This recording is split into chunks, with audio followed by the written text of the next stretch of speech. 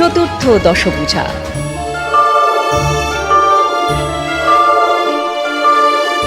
ভয় হতে তব অভয় মাঝে নূতন জন্ম দাও।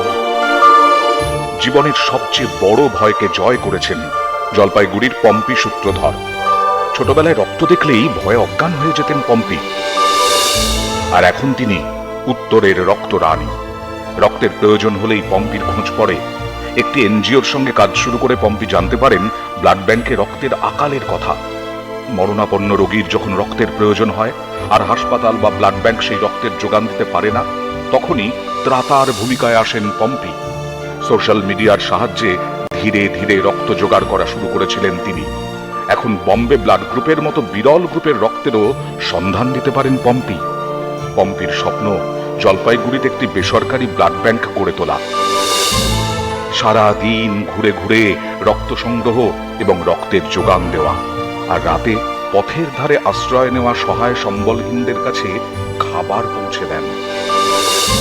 ক্রিকেট খেলতে ভালোবাসেন পম্পি। জীবনের যত বাধা বিপত্তি, যত ভয় হেলিকপ্টার শটে বাউন্ডারির বাইরে পাঠিয়ে দেন পম্পি। উত্তরের রক্ত রানী দশভুজা পম্পি সূত্রধরকে নিউজ 18 বাংলার সম্মান।